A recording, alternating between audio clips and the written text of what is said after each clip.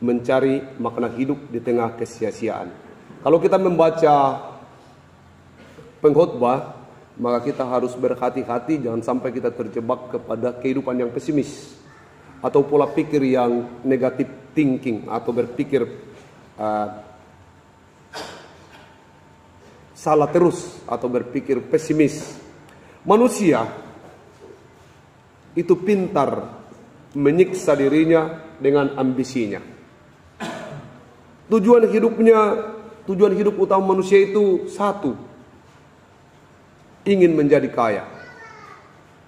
Kalau dikatakan tidak ingin jadi kaya, 101 alasan untuk bisa berkata tidak ingin jadi kaya. Tapi 101 alasan juga orang sebenarnya tujuan hidupnya adalah ingin menjadi kaya. Atau ada yang tidak mau jadi kaya. Saya rasa kita semua ingin menjadi kaya. Dan hampir total kehidupan ini tujuannya adalah agar menjadi kaya. Ada yang disekolahkan agar bisa nanti dapat pekerjaan lalu mendapat jadi orang kaya. Ada yang bertani agar bisa banyak hasil kebunnya lalu kemudian menjadi kaya. Seluruh prospek yang kita persiapkan ini sebenarnya cita-cita besarnya itu hanya satu, kelak agar menjadi orang kaya atau orang yang mempunyai harta benda. Adam dan Hawa, kita harus mulai dari situ supaya kita paham mencari makna hidup di tengah kesia-siaan.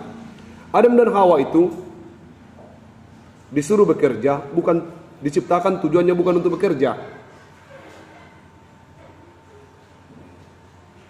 Dia bekerja akibat dari pelanggarannya. Jadi Adam dan Hawa itu diciptakan bukan hanya untuk memiliki Taman Eden, tapi tujuan utama Adam dan Hawa diciptakan itu adalah agar dia memuliakan penciptanya. Tapi karena kesalahannya maka dia harus melakukan sebuah tanggung jawab, yaitu bekerja. Bekerja itu bukan tujuan. Bukan tujuan hidup itu bekerja.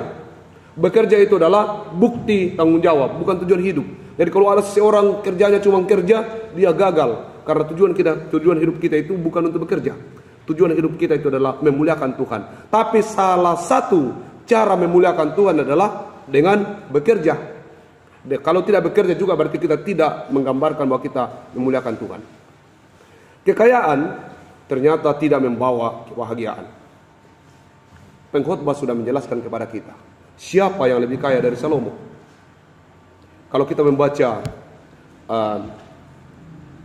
pengkhotbah di pasal 2, saya akan bacakan bagi kita supaya kita lebih memahaminya.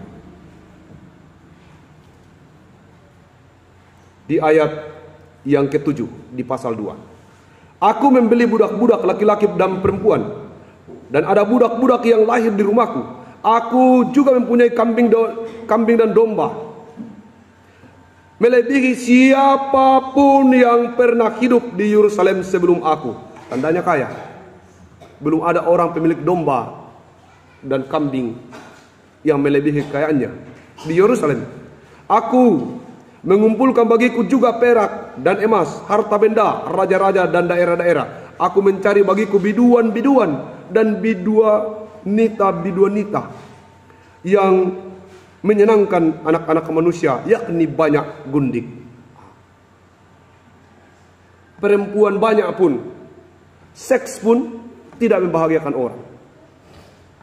Kaya, seks, 700. Istrinya 300 gundiknya. Tapi ternyata dia melihat dunia ini, hidup ini adalah kesia-siaan. Saya ulangi, dia bicara bahwa belum ada orang di Yerusalem yang menyamai kekayaannya kalau bicara harta, tapi dia tidak bahagia. Dia bilang hidup ini kesia-siaan. Kalau bicara tentang seks, hal biologis, dia punya 1000 orang yang bisa memuaskan hawa nafsunya, tetapi dia tidak bahagia. Jawabannya adalah harta dan perempuan atau persoalan seks tidak memberi kebahagiaan. Lanjut. Kalau demikian, apa yang harus kita temukan dalam bacaan ini? Salomo dengan segala kekayaannya di masa tuanya berada pada kondisi yang memprihatinkan. Dia punya 1000 istri, taruhlah istri, 700 istri dan 300 gundik. 1000 semua, taruhlah begitu. Tapi dia hanya punya 1 anak laki-laki, dan Alkitab masih mencatat 2 perempuan. Kalau kita baca dalam Raja-Raja. Kemana yang 1000? Seharusnya ada 1000 sekian anaknya, atau janganlah segitu, tapi hanya 1. Dan dampaknya adalah pada saat dia mati, perempuan Sunem, itu istri pertamanya, yang kulitnya agak gelap itu, nampaknya tidak ada di sisinya. Dia mati tidak didampingi oleh 1000 gundiknya, 300 gundiknya dan 700 istrinya. Bahkan tidak diceritakan Alkitab bagaimana anaknya Yerobeam itu mendampinginya, tidak. Sesudah kematiannya, sekalipun dia adalah orang terkaya dalam cerita perjalanan Alkitab, tapi sesudah kematiannya, kehancuran terhadap Yerusalem. Yerusalem terbagi menjadi 2. Utara, Israel utara dan selatan. Yerobeam dan Rehabeam. Meski dia begitu bijaksana, tetapi dia ternyata dan kaya, tapi ternyata tidak mampu melanjutkan damai sejahtera di tengah-tengah perjalanan bangsa Israel. Kekayaan dan seluruh kekuasaan ternyata tidak mendatangkan kebahagiaan.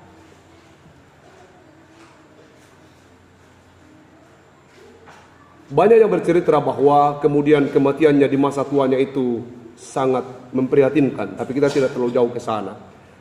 Kenapa disebut memprihatinkan? Karena digambarkan bagaimana dia tidak didampingi oleh orang. Kemana 1000 istrinya itu? Kemana seharusnya ada anak-anaknya? Diduga, ini hanya diduga. Kalau kita baca tafsiran, diduga bahwa dari anak-anak dari 1000 yang lain itu, kira-kira 900 sekian itu, ada kemungkinan ada yang melahirkan tetapi dikasih ke Molok, dijadikan korban bakaran. Jadi ada pelanggaran memang besar yang dia lakukan, sehingga kemudian di akhir hidupnya sangat memprihatinkan. Mencari makna hidup di tengah kesia-siaan.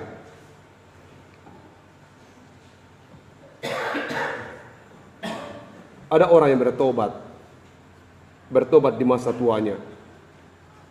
Lalu kemudian apakah dia kemudian di masa tuanya karena persiapan sudah menderita, sudah sakit lalu bertobat? Apakah kemudian dia disebut pertobatan dan akan diterima oleh Tuhan? Boleh iya, boleh tidak. Tapi pertobatan yang sesungguhnya adalah supaya hidup ini tidak sia-sia. Pertobatan yang sesungguhnya adalah pertobatan ketika kita masih punya kualitas.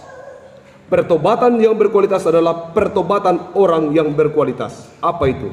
Bertobatlah pada masa mudamu, supaya hidupmu yang berkualitas itu kau berikan kepada Tuhan. Pertobatan itu kepepet. Kalau nanti di masa tua sudah tidak bisa bikin apa-apa, sakit terus mungkin, baru kita bertobat. Ya bukan berarti salah, tidak salah juga. Tapi pertobatan itu pertobatan kepepet namanya. Karena sudah tidak bisa lagi bikin apa-apa, lalu bertobat. Tapi kan sudah tidak bisa bekerja untuk Tuhan. Kita mau pertobatan berkualitas itu agar hidup ini tidak sia-sia. Dari awal kita mulai bertobat dan katakan, kalau aku masih kuat, aku masih diberi waktu, maka hidup ini tidak sia-sia kalau aku bertobat sekarang dan memberi diriku untuk pekerjaan Tuhan.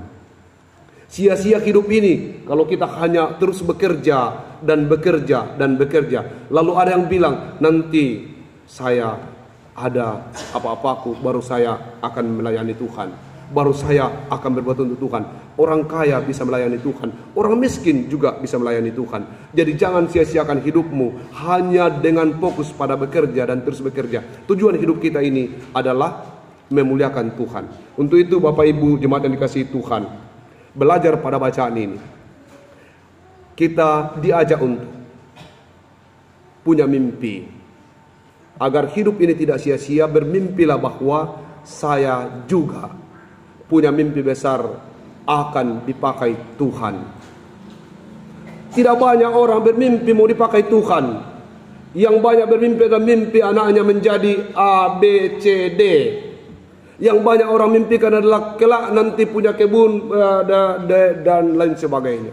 Tidak banyak orang yang membangun mimpi dalam keluarganya. Kelak nanti ini anak kita akan dipakai Tuhan, baik itu sebagai pengurus pemuda, guru sekolah minggu, atau pekerjaan-pekerjaan lain dalam pelayanan gereja. Tidak banyak. Ingat, tidak ada pelacur yang bahagia dengan kehidupannya. Meski dia dikelilingi oleh banyak laki-laki, meski dia mempunyai banyak harta, tapi coba sebenarnya bisa ditanya, apakah bahagia menjadi pelacur? Tidak akan mengatakan bahagia. Pasti tidak. Tidak ada perampok. Meski punya banyak rampasan, meski dikelilingi oleh bodyguard, orang-orang kuat, orang-orang punya bela diri yang tangguh, dan punya rumah yang dianggap sangat aman dengan berbagai macam model pengamanan CCTV dan lain sebagainya, tetap tidak akan bahagia. Kenapa? Karena dia merampok. Kenapa? Karena dia melacur. Coba kita lihat orang-orang tua kita dulu. Dia bikin pondok di kebun, tidak ada dindingnya, tidurnya ngorok, makan samaji, sambal terasi jina makan dengan sedikit ubi dan seterusnya, tapi begitu nyaman. Ada orang yang berkata bahwa aku ini bekerja untuk keluargaku dan bekerja keras, tetapi dia tidak mempunyai waktu untuk keluarganya. Kelak nanti di ujung hidupnya dia akan merasa bahwa kerja kerasnya buat keluarganya adalah sia-sia. Untuk itu supaya hidupmu tidak sia-sia, bekerjalah sebagai cara untuk memuliakan Tuhan. Yang terpenting adalah periksa hidup kita, apakah hidup kita ini sedang dipakai oleh Tuhan. Tidak ada orang yang malas bersekutu bahagia. Kalau ada orang yang malas gereja, dia pasti tidak nyaman sampai temannya pulang gereja. Saya ulangi, tidak ada orang yang malas bersekutu kalau dia Kristen bahagia. Karena kalau dia tidak ke gereja, dia pasti tidak nyaman sampai temannya pulang dari gereja.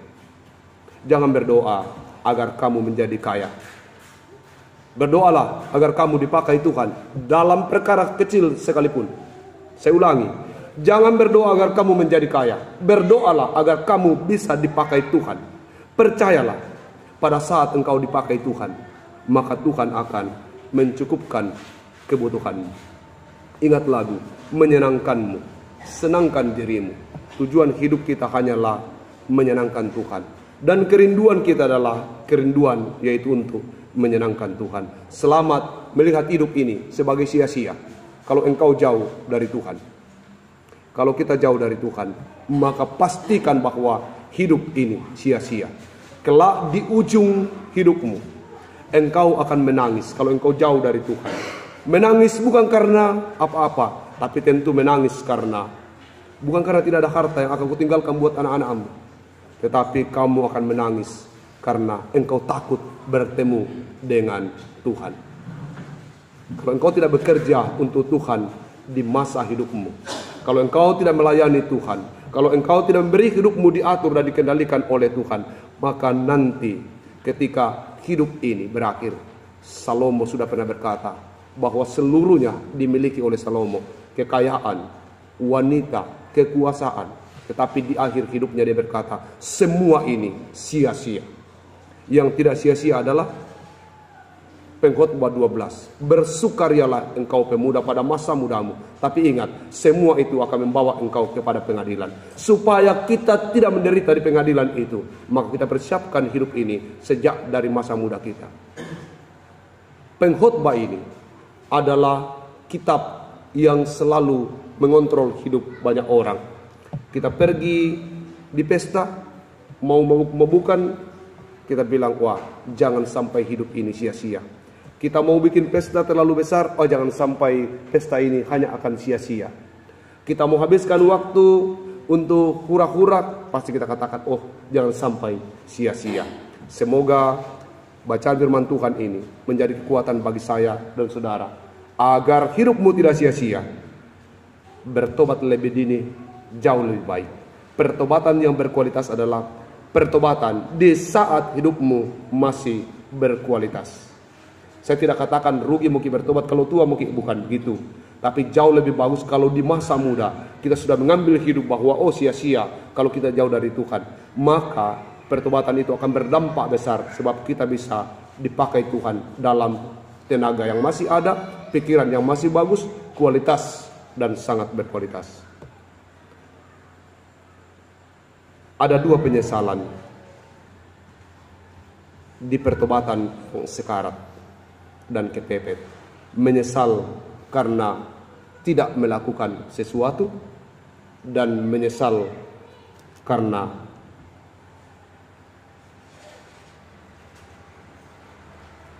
silakan pikirkan sendiri. Menyesal karena tidak melakukan sesuatu dan menyesal karena silakan pikirkan sendiri. Selamat berbenah diri dan temukan apakah hidupmu tidak sia-sia.